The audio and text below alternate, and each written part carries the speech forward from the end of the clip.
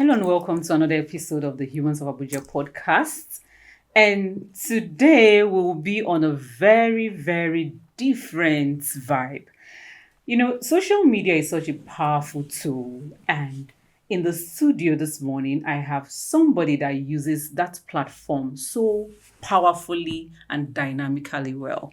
I have with me in the studio someone that is a PR consultant, she's a property consultant, she's an event management consultant, she's a blogger, a vlogger, she's a serial entrepreneur, and for today's discussion, she's a social media influencer. So, drum roll, please. Amanda Chisom.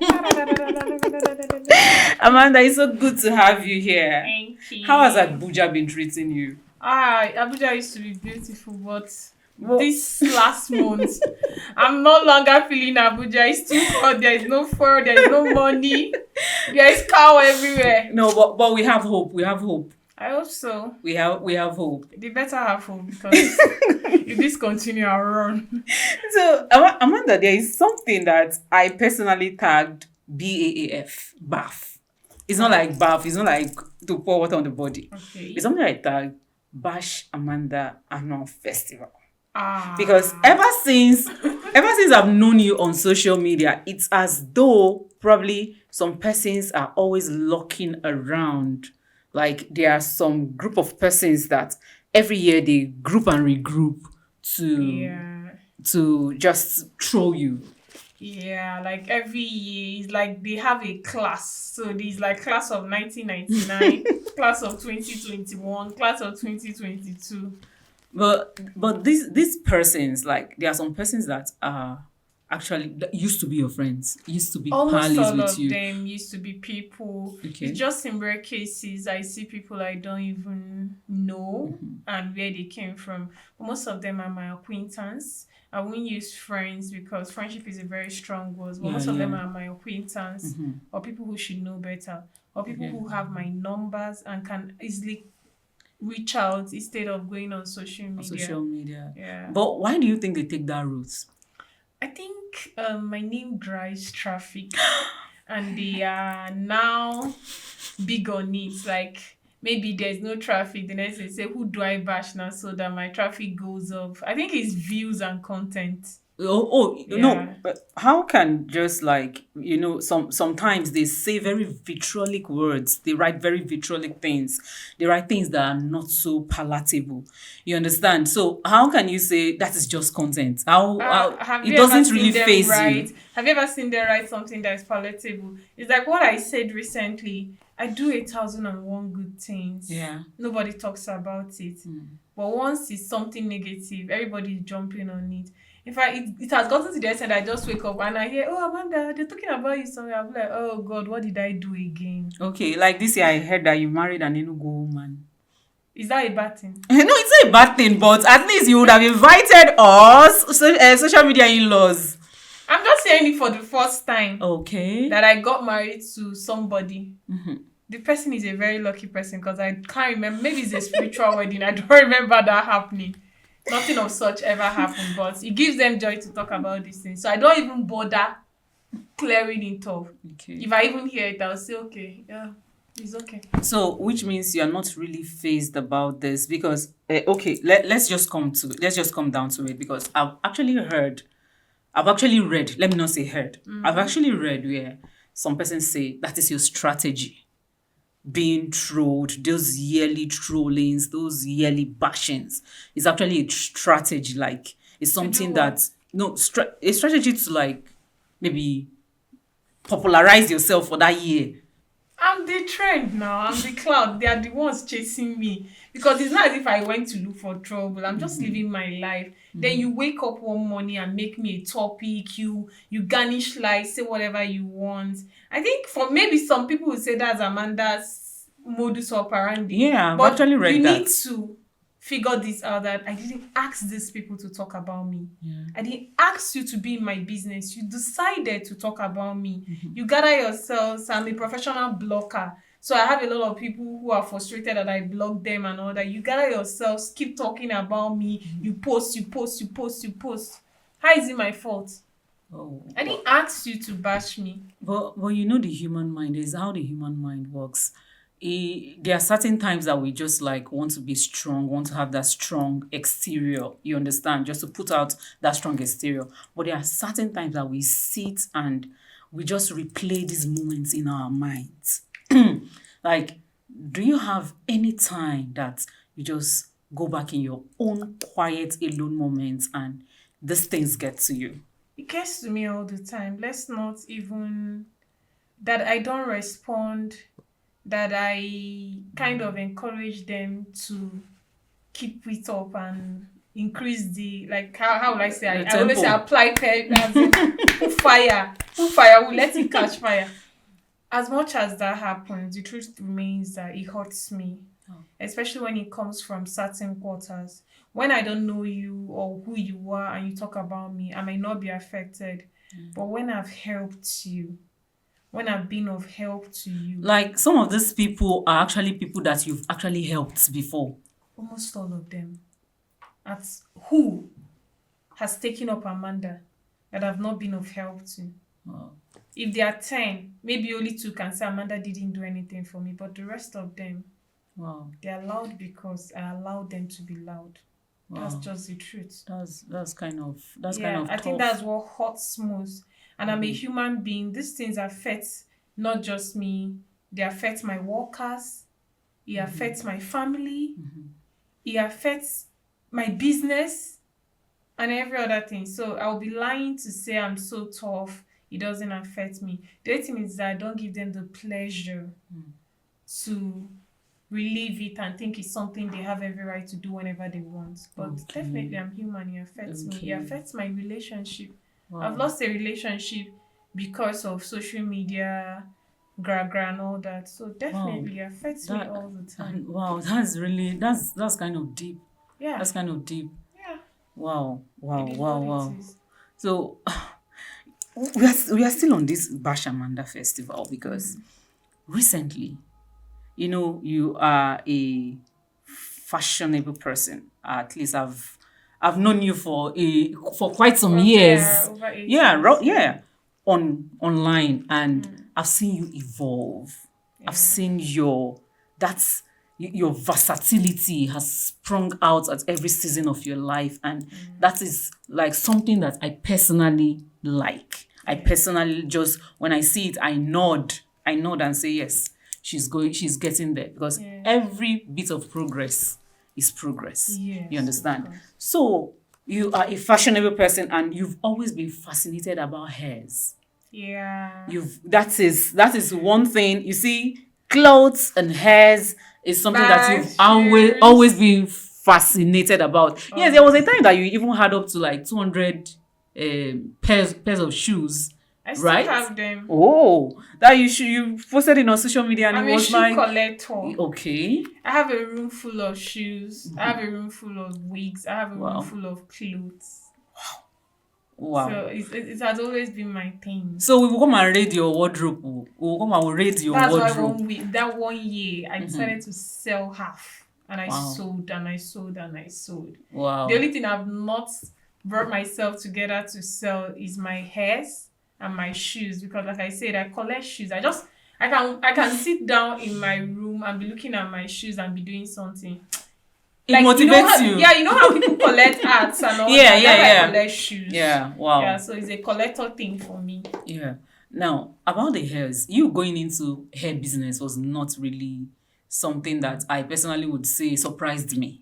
Okay. Yeah, it didn't surprise me. Now, when you delved into selling hairs, when you delved into being a hair seller, there was a kind of bashing that came with it again.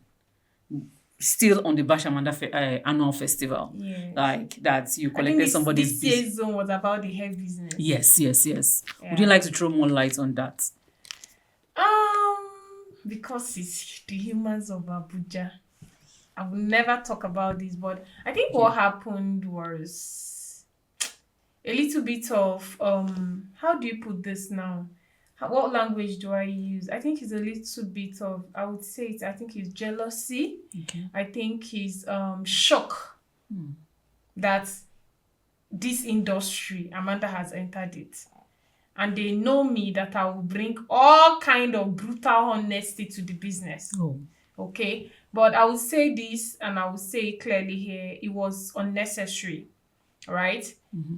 I went to, I was influencing for a brand. Okay. Right? I influenced for you for 6 years.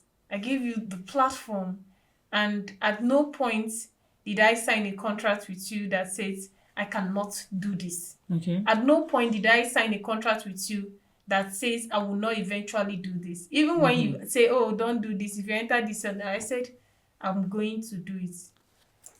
Nobody has that control over what I'll do. If I had a brand ambassador contract with you, there was a no competition clause, I would have honored that. Yeah. But I was influencing for your brand, influencing for other brands, and you know that my friends sell hair. I'm very close to Style Nest. Wow. I'm very close to Royal Hair. I'm very close to Midas Main. So these are people I even, if they want to be angry, I will understand their anger, not you. Okay. You're just business, right? Okay. So we went to Vietnam together, and I said, okay, I'm selling. I didn't even say I was selling hair. People just say, oh, Amanda, you're in Vietnam. Please, can you help us do this thing? Okay. It wasn't as if I just came in. To be very honest, it's not even something I really wanted to take serious. Oh. To be very honest, okay. I just said, okay, since I wanted to open an online, a fashion house, definitely will carry wigs so that if you walk into the shop, you can get your dress, you can get a wig, you can get shoes, get everything and take a picture. That was the whole idea in my head. Okay, it wasn't something I even wanted to do so serious. But I get there and all of a sudden, people are saying, Amanda, I trust you to be honest. Get this for me. Are you telling me as a proper Igbo girl that I see a business opportunity, I should not utilize it because you are angry? So the plan is for me to keep on building your business and never think of myself. It doesn't make sense to me. Now, to actually even put this in perspective, this person, I told you, I'm going to do this. How do you feel about this? And I was honest with you. I told you, if you want us to collaborate, I'm open to collaboration. I don't have the problem. I'm one of the people the easiest people to work with. I don't have any kind of, my money is my money. What it belongs to me, you cannot take it. So I told you, I'm open to collaboration. But if you say you don't want to collaborate or you want to be competitor, you not go win me. That's the truth. So you said, okay, I've chosen collaborating, right? I said, good, we'll do this together. I'll still help you build your own, right? Yeah. Now, I also went the extra mile. My partner asked you, my mother asked you, people spoke to you and said, are you okay with this? Because we know how women generally are. Are you okay with this? If you're not okay with it, let's tell her not to do it. Tell your husband. You said, oh, you're okay with it. They said, no, we insist. Tell your husband. Men think differently from women. And if your husband is okay with this thing, fine. You come back, you say he's okay with it. We do business, you were the one paying, you knew what I was doing. It's not as if I hid it. You saw everything. Yeah. Everything was publicized. You saw that people were sending money for me. And I was giving it to you to help me pay the supplier. So why are you now suddenly shocked that I started selling hair? I think what shocked them was that the volume I started doing immediately I started. Yeah. So the next thing they turned it into, oh, you shouldn't be doing this. You're my influencer. Are you all right? Where does that come in? So because I'm your influencer, I should not progress in life. I just came to the world. If there is anybody on Facebook that has learned their lesson about being an influencer and not having anything for yourself, I really think it should be me. Okay. The influencing thing has dealt so much with me that I already told myself I need to start something for myself that is my own. Yeah. Let me put the energy I put into other people's business into myself. Let me be my own brand influencer. Let me do this for myself and see how it works. So why are you people angry? What do you mean by I snatched the business? Did I go behind you to do business? No. Did I go behind you to talk to your suppliers? No. I found my own supplier. I did my own business. The money is my own. So how Okay, did you I steal found your your own business? suppliers. Definitely. No, because there are some people when that was going on, there were some people that said that they categorically know that, or they were told that you went there, you took her supplier's number, you just like maneuvered everything and overtook the business from her. Were they there with us? Because that doesn't make sense. The person I'm buying from, the supplier I'm buying from, I found myself and I went with her to my supplier. So if she wants to even sell the grade I'm selling, she knows the way to my suppliers, and I've never said do not go to them. Buy from them, it's not my business. I have my audience, you have your audience. So I didn't go near your suppliers. But you know how this business work. Even when her own suppliers kept coming to me and saying, buy from us, I did not speak to them. Number one, they are not selling what I want to sell. Number two, I really felt that was a level of low to be using the same suppliers. So I stayed away from them. So to even show you how serious I am about and how very straightforward and honest I am about what I'm doing, even that one that she knows that she went with me to go and buy, I had to now pay extra, go back to Vietnam, get new suppliers, and left that one alone. In case she wants to use that one, let her use it. So she doesn't say she's using my supplier in any way. But I found the supplier I used at that point, and I never, ever went near anybody's supplier. So anybody I was buying from, I found them myself. Both the clothes, both the hair, both everything, I found them myself. I'm principled that way. Wow. Yes. Wow. It's very good that you've it's very good that you've clarified your stance, because a lot of persons have different versions of that same thing that happened. But you know that it's the business world. It's just like, but I saw a screenshot flying around when that happened, where I clearly said I found the supplier I was using. yeah. So I think people want to believe what they want to believe. I think the whole snatch business is that I dared to do the business somebody I was influencing for was doing. But your influencing is over. I'm doing business. Even if it wasn't over, as long as I can advertise somebody else's business, the same business as yours, as long as I can buy from another person, there was no compete clause, no contract sign, I can also influence for a business that is me that is running. Wow. Yes. Yeah. You know, you mentioned social media influencing being something that has really like turned your intestines. Oh God. Now, some years back, just few years back, there was also a brand that you influenced for that went under, and there are still some talks over what happened, what did not happen, and how monies went. That was the Chisom brand. Can you elaborate on that? Till today, to be very honest, I didn't see what happened coming. I wouldn't say I didn't see what happened coming, but I didn't know it would end the way it did. If I knew it would end the way it did, I would have shouted from day one. And I keep saying it, the reason why I didn't take commissions, referral, and all that was because I want to always be free to shout, and that's why I didn't sign anything with anybody. Okay? Now, that business had no reason to fail, right? People trusted you with their money. The least you could do is be honest with them. Even if something had gone wrong because of the government's involvement and all that, the government was just doing their job.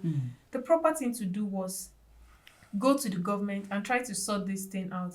And at the same time, be open in communication with people. If I give you money, I expect you to be 100% honest with me at every point. What's happening? Why is this going on? But when you choose to think you are God and you sideline the people who are stakeholders, your influencers are stakeholders, your investors are stakeholders, you sideline them and think I'm the boss, I can do anything. I believe that what happened wouldn't have happened if everybody was honest from the get-go and open in communication, in stakeholders management. Explain to people what happened. Look for alternative solution. Why are you running?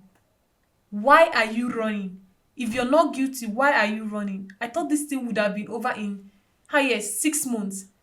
Okay. But why did you have to run? So was it that there was an ulterior motive before that business was founded? I don't think so. Okay. To be very honest, Okay. I don't think so. If there was any ulterior motive, it wasn't something I am aware of. So let me not say I was aware of it. But when the human being took off, I began to think, did this person plan it? Especially when you see people who spoke up for your business being bad. Someone like me, I was thrown to the gutters. I was dragged through every dirty mud. My reputation was damaged. If you were very honest and intentional and very serious about what you were doing, the simplest thing to do is write a public notice or call your lawyers and say, these people that they are bashing about this thing don't know anything about this. This is their position. They don't hold certain position. I even went as far as writing officially through my lawyers to you, say, please clarify my position in your company. Can you come out and defend me at least? Tell people I'm not a director. I didn't form this thing or anything. That I'm just trying to help you here. And you ignored it. You heard I've been arrested multiple times. You never spoke up for me. Yeah. So I begin to think that there was an ulterior motive. And that ulterior motive was to set people to take the fall for what you did. Wow. So there is nothing anybody would tell me at this point that will make me believe this person is innocent. Okay. Because you have cleared every doubt of your innocence and your actions is speaking of someone who is guilty. And I still do not believe that this case is over because it's still in court. There are so many litigations about that. The police is doing their best about this case. So I'm still waiting. I believe that justice will come, and I believe that no matter how you run, one day that justice will be meted. Justice will catch up with you. So yes, that's then it's also said that you brought in the highest number of people who invested in this business. It shocked me, oh. I'm not lying, oh. When I heard the number of investors, I was like, huh? How come? So you now begin to think, wait. I brought in this much into your company. And that's me being human, no. As insensitive as it is. I brought in this much into your company. You never told me that I bought in this much into your company. Okay, for the influencers, there were no records of, this influencer brought in so number of persons. That one I don't think there was ever a record like that. Okay. It wasn't until the business went down that people started saying, I did it because of Amanda. That I now started like, how come? Even the people that said they did it because of me, they did not consult me to do it though. I can't count up to 20 people that told me. So if you did it because of me, I didn't know. The people that invested because of me did not tell me. The person that they invested because of me did not tell me. So I was hearing, in fact, so many things I heard was after this had happened. I didn't have an idea of it. I didn't know that I was the scapegoat, the Malu that was blowing money for anybody to be living a lavish lifestyle. And he didn't think it proper to even say a proper thank you. This is happening because of you. Do you understand? Yeah, I didn't know. So, I didn't know, honestly. No, but personally, you know how humans are with money. Our relationship with money is such that when we lose it, we get pained. And if you lose it through somebody, there's this tendency to want to shift the pain on that person. So are there litigations that you're also getting personally because of the Chisom brand? To be honest, I've not heard of any. Okay. But a lot of people have expressed their grievance. Up till now, my accounts are frozen. I have no access to my money. And I have proven beyond reasonable doubt that nobody's money is with me. I have never taken any payments from the company in any form. Up till now, I have 3 or 4 frozen accounts. So imagine everything I'm doing now, I had to start afresh. Wow. So I started my life afresh. Wow. New accounts.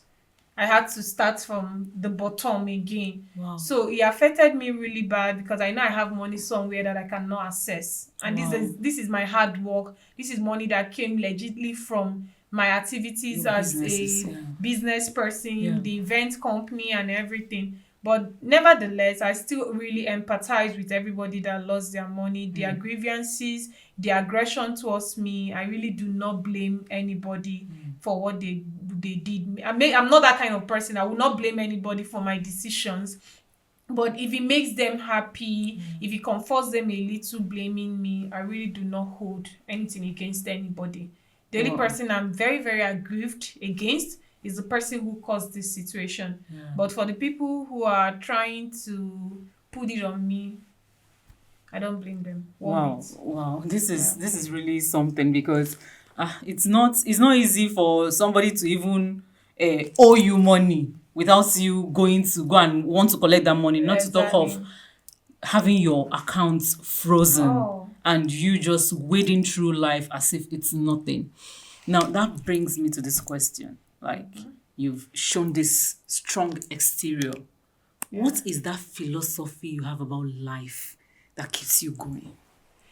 As long as my hands are clean, I believe I will win. And I think that's one thing that have really worked for me in everything I'm doing. No matter how you accuse me, if you give me the chance to defend myself, you will not win, because I keep record of everything. So that, I think the people that call me archive, if you tell me A in January 2022, I have it on record that you told me A. So I have brought out, I've even been thinking, I've been waiting like to defend myself properly. I've never really had the chance to do that because it's an ongoing case. So I would want the case to be finalized, some sort of justice reached before I will talk. But I have kept my hands clean. Okay? So I'm very, very sure I have never taken profit from the company. I have never said, oh, give me my share of anything. I've never said, put me on salary. I've never said, pay me for this. I did everything I did out of my own goodwill, that I was helping a fellow Igbo person. Okay? So my hands are clean. So I think that's why God found me worthy to start my blessings all over again. I started from the scratch.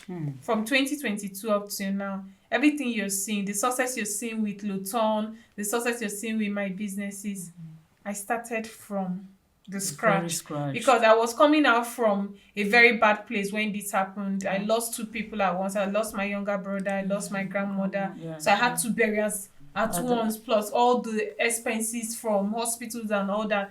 Then only for me to come into the year, I thought, okay, this is the year. Let me start working hard to replenish everything I lost due to hospital bills and all that. And the next thing, that hit me from nowhere. So you can imagine, I went bottom barrel. And for the first time in my life, I considered ending it all.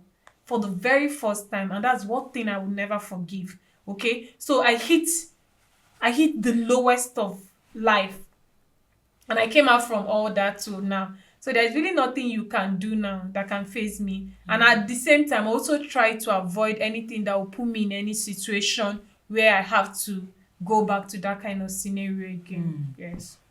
But will you say, like in your 30 plus years on earth, would you say that season was your biggest battle in life? I think so. I don't know, because this one is something that I'm dealing with reputational damage. Okay. I've also had a time in 2017-18 where I had emotional and financial damage. I lost a relationship because of social media people. Wow. I lost a relationship that meant everything to me, and we're at that point where we have even gone to village, clothes are ready, hanging, we are just waiting for formalities. Normally, I'm not one to share anything about my relationship. So I wouldn't have even told people. I didn't tell anybody I was going home to get married, right? Yeah. I didn't tell anybody I was at that point, my clothes are ready. That the next people would have heard, if you had heard though, was that Amanda got married then. So it hit me really badly. I lost a lot of weight. It was I don't know, but it was too much for anybody to. What actually happened that period? What actually happened? It was another social media war about leaked nude from what's this guy's name? The lawyer, the bad guy. Yeah. So he knows it wasn't me in the pictures, but this is somebody who is a private person. He's a lawyer. So it was an MBA group at that time. So imagine every time you check into your MBA group, they're talking about your girlfriend. So I think it was too much for him. He didn't want to deal with all that. And his friends and family convinced him and said, "Oh, you don't want this lifestyle, you're this, and that." And he said, "Oh, I can't cope." And that was how it ended. Wow. So it really destroyed me. Coming out of it, I lost money. Hundreds plus thousands of dollars. Because of I did something with Bitcoin and I lost it. So I went to zero. Wow. I went to zero. I think that was the flattest. But with this one, I was dealing with the fact that I had to defend just my reputation. Okay. So it wasn't really, I wouldn't say it was so heavy. Then I went into my brother's death and all that. I think that was the worst period of my life. That didn't really hit me so hard. Wow. Yeah. Well, that's really shocking because I'm just yes, I know that we are not like close, you understand, but it's really heartbreaking. It's really heartbreaking. It wasn't something, I think it was just people who really knew that was happening that knew. It wasn't really something I shared a lot. I didn't talk about it with anybody, so people didn't know. It was something that happened to me. No, because my own emotions are littered everywhere. I may need a hug. Thank you.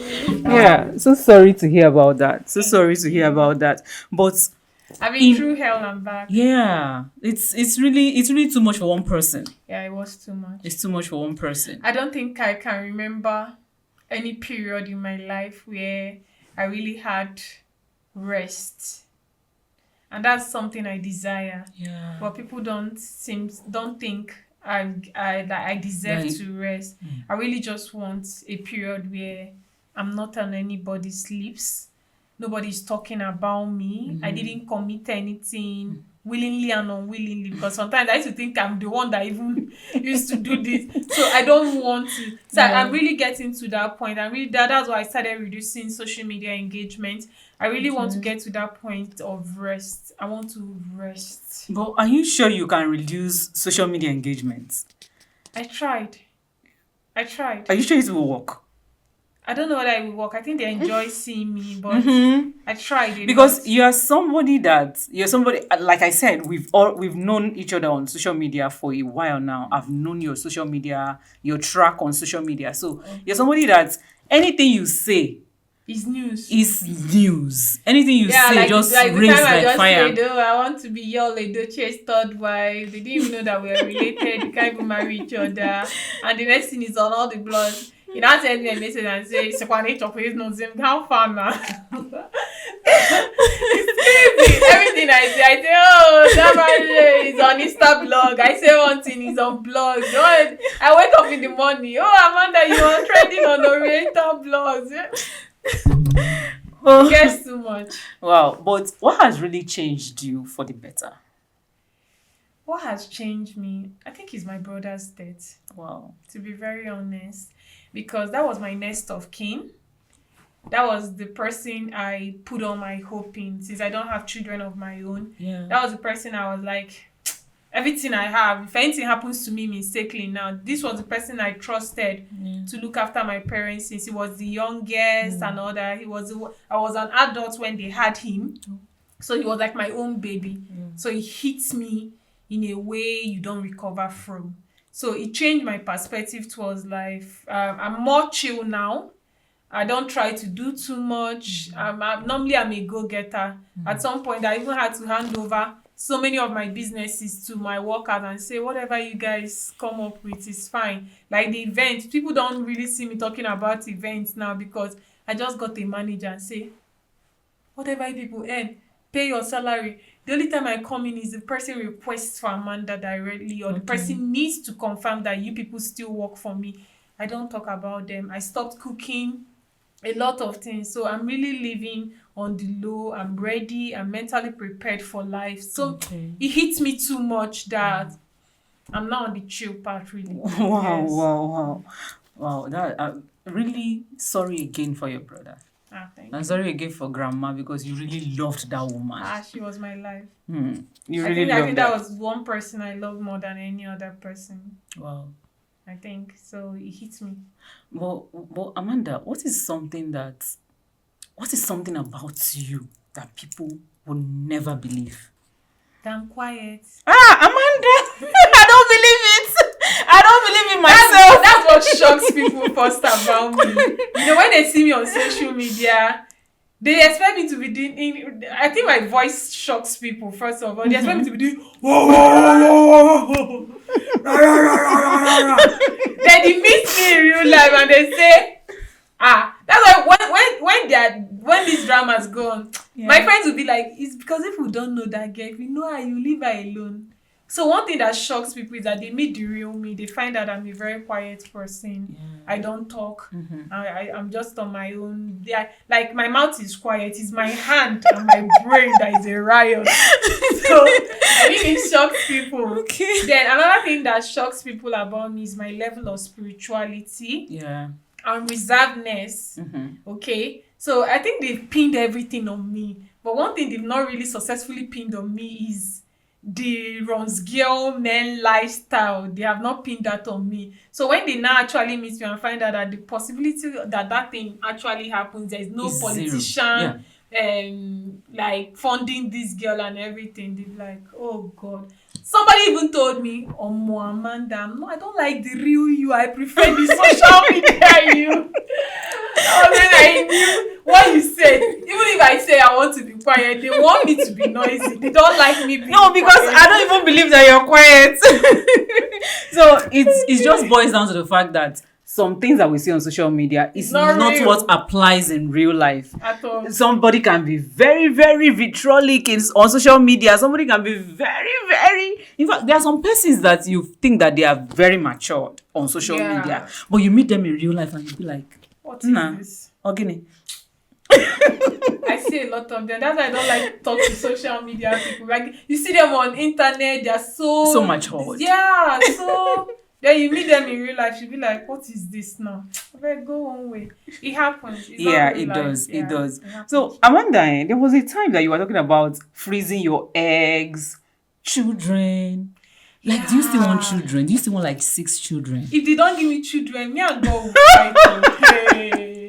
Baba God, you don't hear me and God will fight. Every year, first prayer request, God give me triplets, then top it up with twins. I want 5 children. Okay. I wanted 6, but I don't have ways for 6 anymore. Just 5. 5. Or 2 journeys. Then I'll get surrogates to help me do the rest. If they can do 3 or 5, I don't mind. I want plenty children. I want children to be everywhere. They'll be making noise. They'll be jumping up and down. Hey. Yeah. Okay, so that brings me to, is there a man? There's always a man. You don't find it like you know what to say.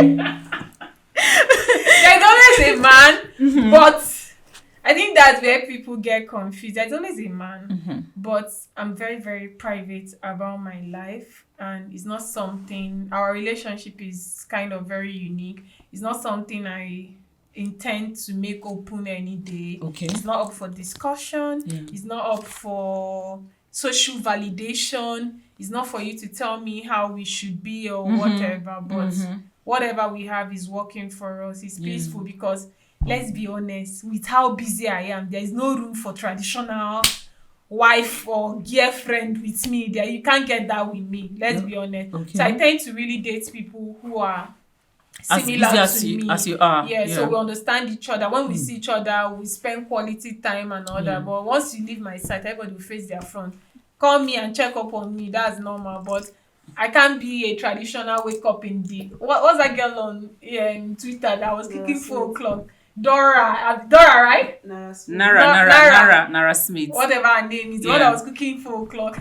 If you are looking for me in that land, you will not find me. Okay, is it Debbie? That one is Debbie. That's Debbie on 4:30 a.m. The one that was cooking 4 a.m. now. That girl tried to. Hey. No, it's not your Debbie. Don't worry. If you wake me up 4 o'clock and tell me to cook for you, there'll be war. I'm awake 4 o'clock, but to wake up and cook, it's not going to happen. Even those my plenty children, I'll get them 2 good house help.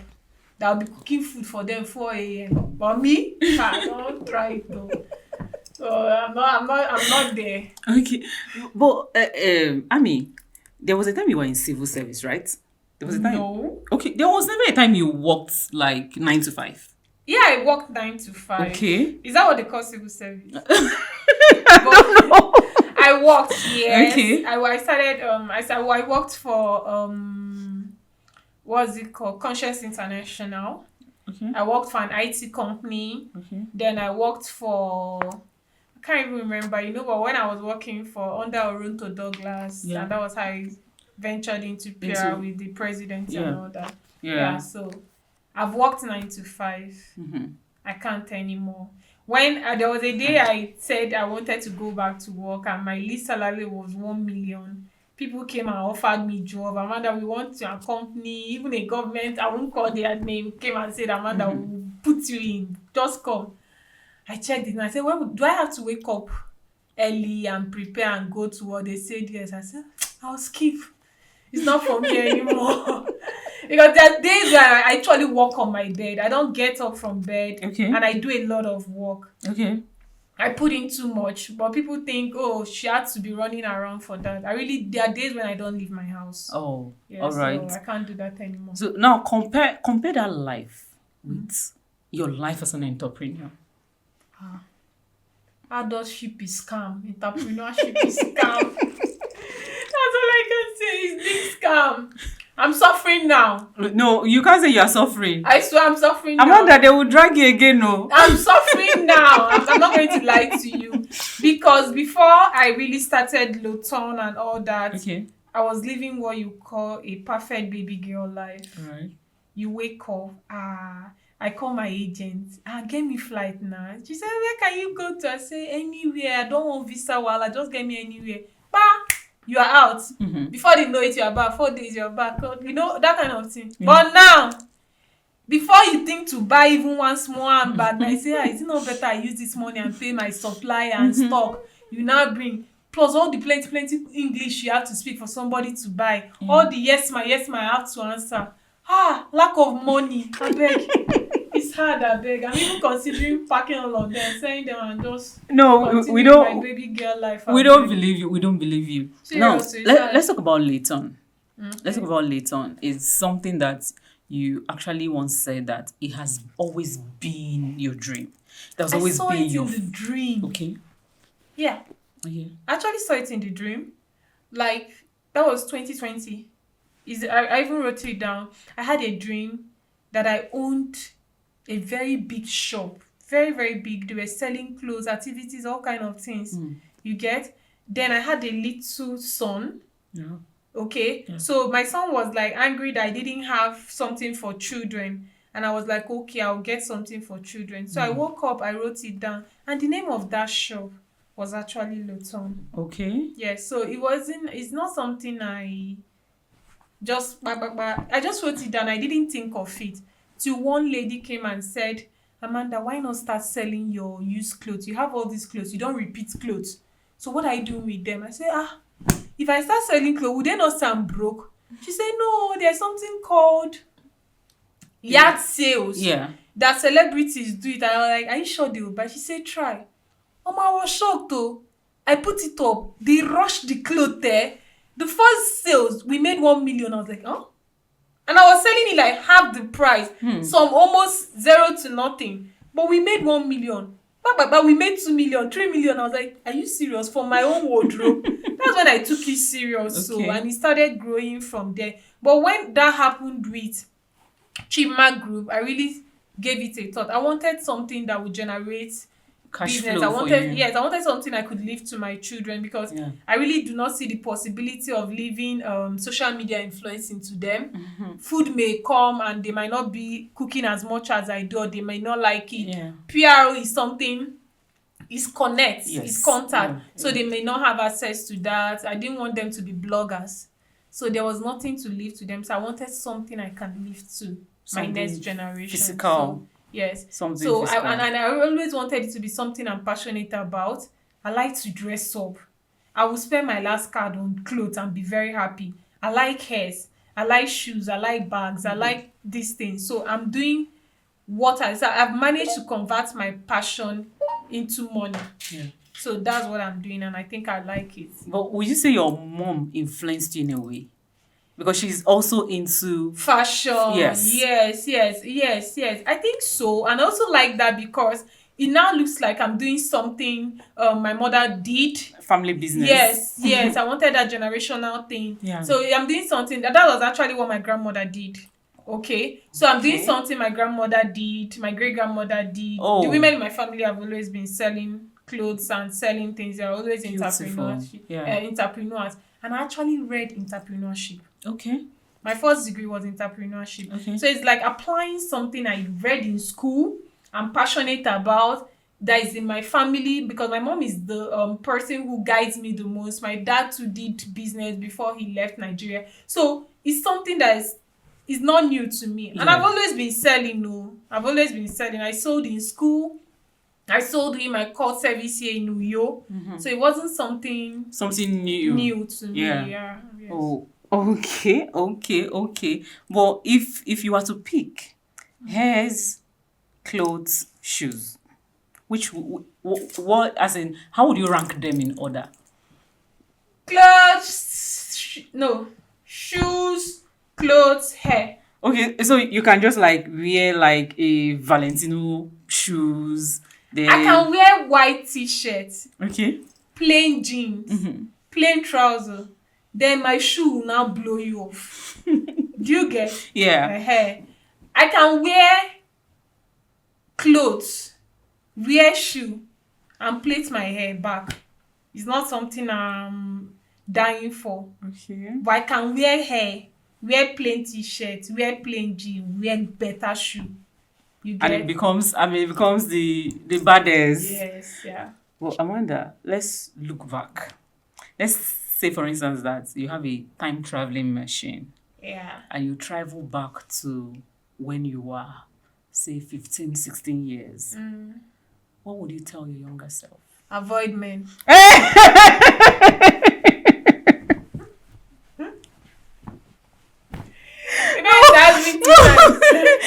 Avoid men.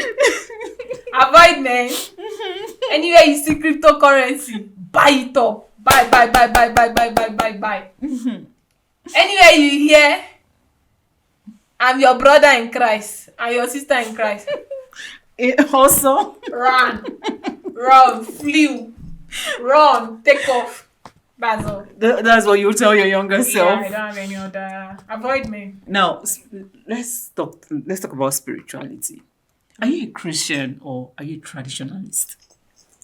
I'm all of them, but no, you're even missing one. You didn't put Buddhism. Oh, okay. Yes. Okay. I'm a spiritual person. There are aspects of Christianity I like. I was actually born into a Christian family, right? I love Jesus a lot. I love the prophets of the old. I love God in all the religion and practice, so let's leave God apart. Okay. I love Jesus a lot. I think I like his lifestyle is worthy of emulation. Okay, but I do not get that part where they say it must be him or nothing else. I don't understand that. I'm also a very traditional person, apart from the fact that I wear a jele because of tradition in my family and all that. But there are some ingrained cultural practices that I didn't think we had any business leaving behind. Okay, can you elaborate? Is what our Igbo people call ordinana. I do not believe in killing blood and goats for anybody. I do not believe in worshipping anything and calling it name. I don't believe in all those things. But I believe that there are certain practices, the Igbo practices, that we shouldn't have left behind. Something like, do not kill your brother. Do not use jazz against your brother. Respect your ancestors. Respect those who have walked the path before you. Those are the things I believe in. There is nothing else to. Okay. I believe in reincarnation. Oh. I believe in the elemental powers, that there are powers in the elements, and that if you really want to live a peaceful life, leave everybody to whatever they are doing. Don't try to, if I'm not firing you, don't fire me. So I cannot just wake up and say, I fire all the powers in the sky, I fire all the powers in the moon. They didn't do anything to me that I'm firing them. The only time I have an issue with them is if they are fighting against me. But if they are not fighting against me, leave it alone. Okay? So those are the things I believe in. So these three religions that you actually mentioned, the Christianity, African traditional religion, and Buddhism, Okay. do they intersect? Yes, they actually do, in a way that they all have the same tenets. Love your neighbor as yourself. That's what people don't know. The Christian religion will tell you, love your neighbor as yourself. That's the supreme commandment. The traditional religion is do not hurt your brother and do not do anything against your brother. The Buddhist religion will also tell you the same thing. Do not hurt people and treat everybody the way you want them to treat. So those are the I think those are the basic concepts that I take from all of them. That you take from all Yes, of them, because a Christian does not believe in reincarnation. A Christian feels, okay, after death, judgment, they either go to heaven or hell. Yeah. Buddhists believe in reincarnation. Reincarnation. African traditional religion, as to an extent, they also They fully nod believe in reincarnation. yeah. Yes. So they don't Are say you that. sure the Christians do not believe? Because John the Baptist was said to be a reincarnation of Elijah the prophet. in the is it in the might of Elijah, in the No. likeness of Elijah? Whatever it is, but that's reincarnation. Okay. That's how I see it. Okay, so now since you are like, would I say an adherent of the African traditional religion, what do you think about this movement of going back to our roots? It depends on what they are calling going back to our root. This ones, they are going to the water and tapping it and pouring Fanta into it. I don't know which part of our root that one is. This one that they are going to bring pot and put all kind of things for money is not part of our root. Our root is do not do what will kill anybody. Our root is do not commit crimes. Do not steal. Do not kill. Those are our root. Our root is revering our ancestors. The same way we revere Santa Maria, Santa Opranobi, Santa all those things. That's it. That's the root I feel we need to go back to. Our root is when you are afraid to commit crime. Imagine we were swearing with Ogun, shrine, or we are swearing with Amadioha, doing what When you want to swear them in into into public office. You now say, if I steal public fund, let Amadioha disjoint me and my family. You now swear it. One day you now steal, one day you now hear thunder. Do you think they'll still be stealing? That's the route we need to go back to. Oh, that's the route we need to go back to. So when public officials, when they want to swear them into offices, you just bring Ogun like this one now. The route we need to go back is where you don't do evil. Yeah. Because you feel you can get away with it. When people knew that there were repercussions for certain actions. When people don't just wake up in the morning and say, oh, I don't like this lady's face, I need to get rid of her. They go and do one thing and the person dies. The root I'm talking about is when we don't do money rituals. When we do not manipulate people, do jazz for them to for a man to marry them, for them to make money, for them to win offices and all that. That's the route we actually need to start finding our way back. That route where our ancestors would before the planting season, offer things to the gods of the land and say, oh, we're about to plant, bless our harvest and all that. Yeah. That's the route we need to go back to. I don't know why we are firing our ancestors. You can fire the bad ones, but even the bad ones don't have so much power. So why are you even firing them in the first place? I should think that they are dead and they now have time to think of their actions and the effect of their actions. So why are you firing them? Why do you believe that your ancestors are responsible for your problem? How? Why is it not your neighbor in Abuja or Lagos that is responsible? Why must it be your ancestors? I think we take too much against our ancestors that did nothing to us. Oh. Yes. Oh. Amanda, you're a very proper Igbo girl.